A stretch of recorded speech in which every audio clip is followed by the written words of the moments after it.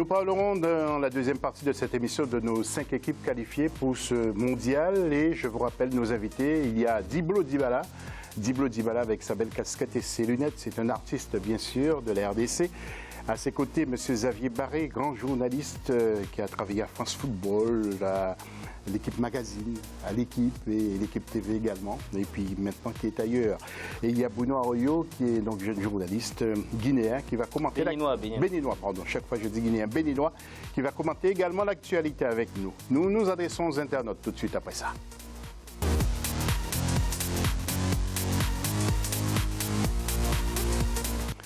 Alors, comment sentez-vous nos pays avant ce mondial? Vous n'hésitez pas, vous allez sur nos réseaux sociaux, vous intervenez jusqu'à la fin de cette émission. Le dossier de ce magazine.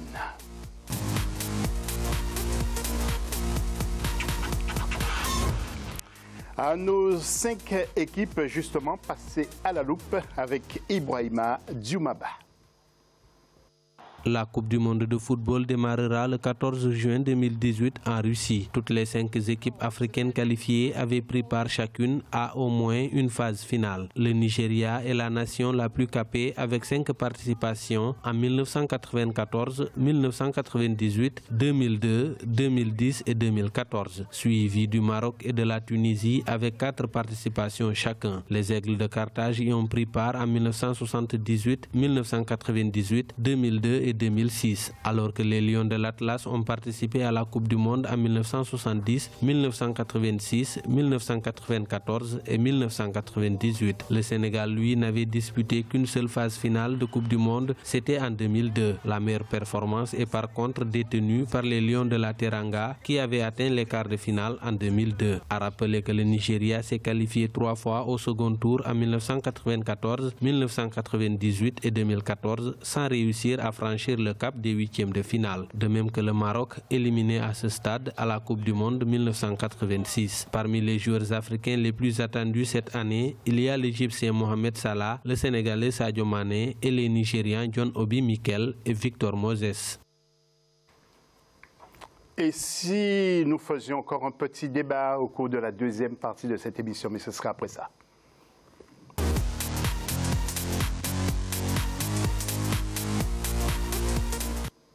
Et à l'aide des tableaux, nous allons analyser, car nous sommes à plus de 48 heures environ donc, du premier match. Alors tout d'abord, pour le groupe A, nous allons voir un tableau. Bruno, quelles sont les chances de l'Arabie Saoudite? Moi, je n'ai pas l'impression que l'Arabie Saoudite ira très loin, mais il peut y avoir des surprises. C'est une équipe sympa avec, un entraîneur, Pizzi, l'Argentin, qui essaie de développer du jeu, mais c'est une équipe assez naïve, assez faible. Au niveau de la Russie, c'est un peu comme la Russie qui ne s'est pas encore retrouvée. Plus faible que la Russie, ils vont sortir au premier tour. Malheureusement pour eux, il n'y a pas de souci là-dessus. Mais voilà, nous allons voir surtout les groupes de nos pays africains. Alors, bien entendu, il y a l'Égypte qui est dans ce groupe. Bruno, l'Égypte, on peut miser quelque chose sur l'Égypte? Oui, parce que si la philosophie défensive de cette équipe tient bien, il y a des chances que face à la Russie et peut-être même et l'Uruguay, que ça passe. L'Égypte a ses chances, mais il faudra que Mohamed Salah puisse jouer à un minimum, parce que clairement, quand Mohamed Salah n'est pas là, cette équipe est vraiment véritablement déforcée. Oui, nous allons voir le groupe B avec Diblo Dibala. Bruno, vous connaissez bien le football marocain, tiens, le Maroc qui va affronter l'Iran et le Portugal contre l'Espagne. Vous connaissez bien ces équipes quand même, parmi les 4. Je connais plutôt l'Espagne. Regardez votre tableau. L'Espagne, le Portugal, oui. Je regarde souvent la télé comme ça, là. Je vois les 2 équipes là se qualifier. Hein. Je ne pense pas que l'Iran peut faire quelque chose. Je vois plutôt Espagne, Portugal passer ces tours-là. Oui, peut-être. La chance du Maroc, José, c'est qu'il y a Portugal-Espagne pour commencer. Oui, tout à fait. S'il y a l'une des 2 équipes qui s'impose, eh ben, le Maroc, à condition bien sûr de battre l'Iran, ce qui n'est pas gagné, hein, aura en revanche un petit coup à jouer. Mais bon, à mon avis, quand même, l'Espagne et le Portugal sont un peu au-dessus. Et justement, gardez la parole pour le groupe D, mon cher Xavier, avec le Nigeria. Alors Xavier, Gernot, que vous connaissez bien, quelques contre-performances en match amicaux. Hein. Alors comment sentez-vous justement le Nigeria? Alors c'est un groupe qui nous intéresse au plus haut point en France, puisque le 2e de ce groupe-là jouera contre la France si la France sort en tête de sa poule. Ou alors ce sera le premier si la France n'est que 2e. Donc il y a l'Argentine bien sûr qui fait figure de favori, qui est la tête de série, avec Lionel Messi incontournable. Et la deuxième place, moi je pense que le Nigeria a vraiment une très belle carte à jouer parce que l'Islande a fait un truc incroyable en 2016 à l'Euro. Mais je ne pense pas qu'ils puissent le répéter, parce que maintenant tout le monde sait comment ils jouent et tout le monde sait comment les contrer, même s'ils sont plus défensifs encore qu'avant. Mais la Croatie, c'est une très belle équipe, mais on l'a vu lors du dernier Euro aussi, elle se délite très vite. Ils n'ont pas tellement de mental. Donc le Nigeria... C'est pas la Croatie de 98. Non, c'est plus du tout la même équipe. C'est une équipe avec que des joueurs qui jouent tous à l'étranger, ou presque. Donc il y a des très beaux joueurs. On pense bien sûr à Modric du Real Madrid et à Rakitic de Barcelone. Il y a aussi d'autres jeunes très bons autour.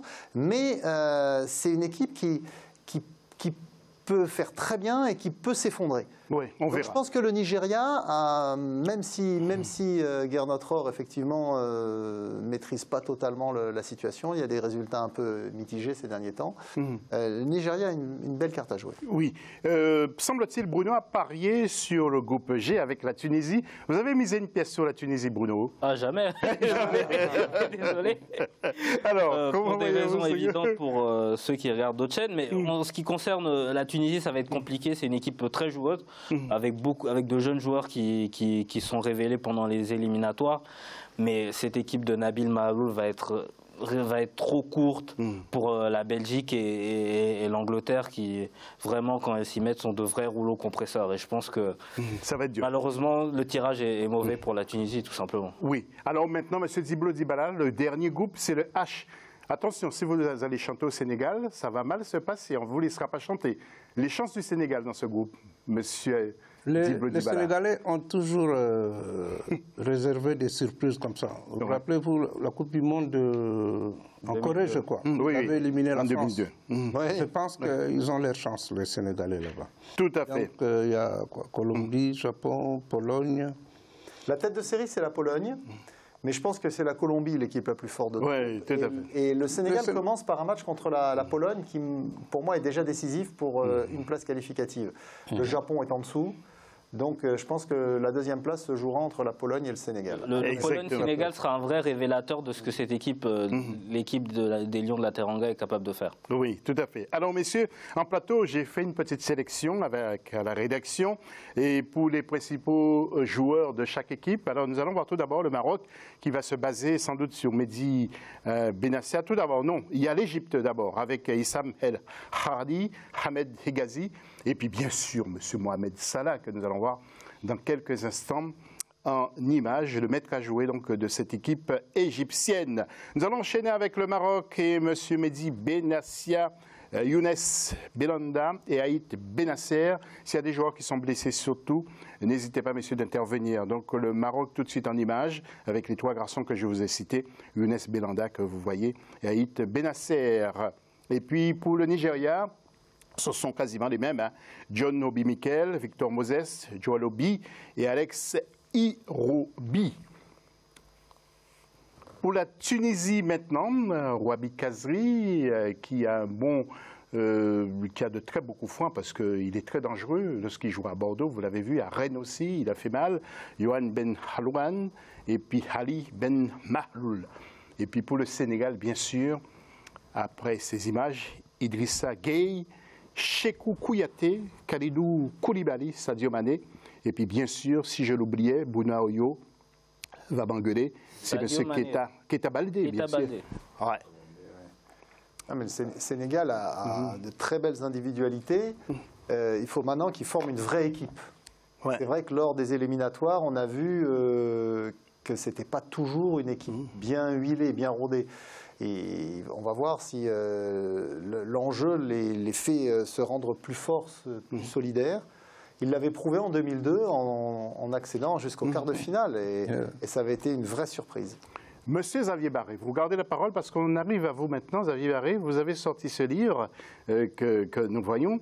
Et Xavier Barré, vous avez consacré pas mal de pages à l'Afrique. Alors, pourquoi d'abord avoir sorti ce livre, justement, à la veille de la Coupe du Monde les Coupes du Monde de football en 90 minutes. Voilà, c'est ce que je cherchais un moyen. Et nous avons en image d'ailleurs, voilà. Quelques images. Voilà, je cherchais un moyen de faire passer cette passion du football que j'ai partagée à France Football et à l'équipe pendant 26 ans avec les autres passionnés et surtout en transmettant vis-à-vis des plus jeunes cette histoire qui est riche, sans rentrer dans les livres chronologiques qu'on connaît, qui ont déjà été faits, d'ailleurs très bien pour un certain nombre d'entre eux, avec toujours ces photos noir et blanc au début, ces photos couleur ensuite et les photos HD à la fin.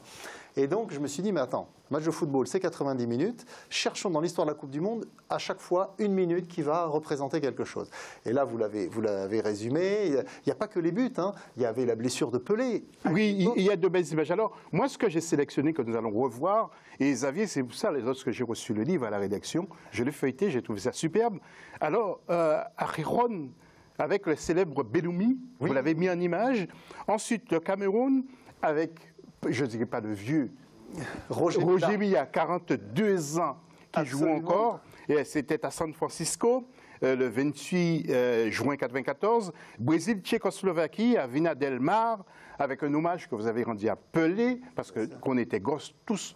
On a eu ces images de Pelé dans notre chambre. Et puis Brésil-Allemagne, à Belo Horizonte, où justement le Brésil avait perdu 7-1. Alors ce sont les premières sélections que j'ai faites. Comment l'idée est venue justement? Vous étiez assis là chez vous tranquillement ou à votre rédaction, vous vous êtes dit il faut écrire? Non, ça m'est venu comme ça, Je me suis dit tiens c'est marrant, je suis sûr qu'il y a des faits de jeu à chaque minute, des histoires à raconter. Et là, vous faisiez allusion à la blessure de Pelé. Alors, toute ma jeunesse, j'ai entendu la blessure de Pelé. Oui, la blessure de Pelé. En fait, il a manqué 2 Coupes du Monde à cause des blessures. Et ce qui est amusant, si on peut utiliser ce terme, c'est que la première, il se l'est faite tout seul, la première blessure. C'était en 1962 au Chili. Le Brésil était champion du monde. Et dès le deuxième match, contre la Tchécoslovaquie, que les Brésiliens d'ailleurs retrouveront en finale, il se blesse tout seul. Et donc, Pelé laisse le Brésil un peu orphelin. À l'époque, il n'y avait pas de remplacement. Donc, ils finissent le match à 10. Ils font 0-0 d'ailleurs. Et c'est Garrincha qui va prendre le relais, avec Amarildo aussi, et qui va amener ce Brésil à la deuxième victoire, au deuxième sac continental. Et dans le livre, donc ça c'est à la 26e minute, et à la 31e minute, on retrouve Pelé 4 ans plus tard, avec le Brésil, cette fois-ci face au Portugal. Et là, à nouveau, il est blessé. Mais là, il n'est pas blessé, il ne se blesse pas tout seul. Il est victime de Moraes, un défenseur portugais qui aurait dû être exclu sur cette action, qui ne l'a pas été. Du coup, le Brésil se retrouve à 10 parce que Pelé est sur une jambe. Et comme il n'y a pas de remplacement et qu'il n'y a pas d'expulsion, le Portugal, lui, est à 11. Et donc, on voit que dans l'histoire de la Coupe du Monde, il y avait beaucoup d'injustice à cette époque. Les matchs étaient effectivement des matchs où il y avait l'élimination physique de l'adversaire. C'est vraiment un livre à se procurer. Par exemple, Bruno n'était pas né à l'époque. Bruno, il y a certaines pages dans ce livre que Bruno n'a jamais connues.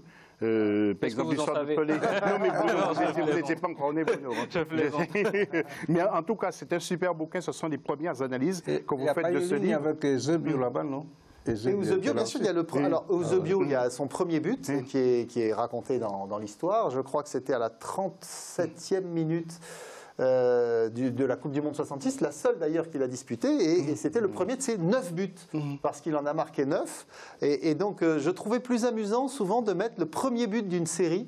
C'est comme ça qu'il y a le premier but de Messi, le premier but de Cristiano Ronaldo, ça c'est pour les plus jeunes. Il y a aussi le premier but de Juste Fontaine pour les Français, Juste Fontaine qui en a marqué 13 en 1958, et son premier but c'était à la 24e minute du match contre le Paraguay. Et je trouvais plus amusant de mettre le premier but pour montrer qu'il amorçait une série qui ensuite s'est révélée extraordinaire. Et Juste Fontaine qui a entraîné bien sûr le Paris Saint-Germain à une époque. Messieurs, le trophée du mondial, sans doute Diblo Dybala a dû suivre ce trophée. Vous savez que Diblo, il a traversé toute la planète. Hein. Et si vous ne l'avez pas vu, Diblo, parce que vous étiez peut-être occupé à un studio, regardez ce sujet de Patricia Dubois de la rédaction. Okay. C'est le trophée le plus désiré. Le monde entier en rêve et chaque joueur en a rêvé au moins une fois dans sa vie. Le trophée de la Coupe du Monde de la FIFA. Cette récompense tant convoitée a fait le tour de plusieurs pays pour inaugurer le championnat de la Coupe du Monde 2018, parmi lesquels le Kenya. Même s'il n'a pas été qualifié pour la phase finale, il soutient les pays qui ont été sélectionnés et compte bien se rattraper dans les saisons à venir pour le tournoi de 2026. Pour la troisième fois, notre pays a été honoré par l'arrivée de ce magnifique trophée. Je tiens à dire au nom de tous les Kenyans que nous sommes vraiment reconnaissants. Cela renforce notre partenariat ainsi que l'amitié et leur contribution au développement du sport dans ce pays. Au total, ce sont 91 villes sur 51 pays et 6 continents qui ont eu la chance de voir la Coupe du Monde avant de revenir en Russie pour le mondial. Plusieurs pays ont ainsi pu découvrir ce trophée pour la première fois cette année. C'est le cas notamment du Soudan, éliminé au tour préliminaire. Il est très important. J'espère que le trophée sera un jour entre les mains du capitaine de l'équipe nationale soudanaise. J'espère que nous pourrons organiser la Coupe du Monde et gagner la Coupe ici, à Khartoum. Je suis très contente, c'est une belle journée. J'ai du mal à croire que j'ai réellement vu le trophée. J'espère qu'un jour, l'équipe féminine soudanaise pourra remporter la Coupe du Monde. La Coupe du Monde de la FIFA débute ce 14 juin 2018 en Russie. Pour rappel, seuls 5 pays issus du continent ont été qualifiés pour le mondial, le Nigeria, l'Égypte, le Sénégal, la Tunisie ainsi que le Maroc. Messieurs, il nous reste une petite minute pour conclure dans la deuxième partie. Boudo, c'est un trophée que vous avez déjà rapproché de près. Il est bien protégé. Hein. Ah non, jamais. Que dans les jeux vidéo. Ah ouais. Jamais de près. Ziblo, vous l'avez déjà rapproché? Non, non, non plus. Vous aviez, vous, oui. Oui, bah oui. Mais pas trop près, parce qu'on est sauvé, c'est de l'or. Hein. Oui, de l'or massif. Non, mais nous, on l'avait vu avec France Football, on avait vu Aimé Jacquet 2 jours après la finale, et on avait pu l'approcher de tout près au Stade de France, pour quelque chose de tout à fait exceptionnel. Mais depuis, je l'ai revu que de loin. Ouais. En tout cas, nous espérons que le Sénégal, l'équipe du Sénégal, ou du Nigeria, ou du Maroc, ou de la Tunisie, ou de l'Égypte, va nous emmener ce trophée sur le plateau d'Africa 24. On se retrouve juste après la pause.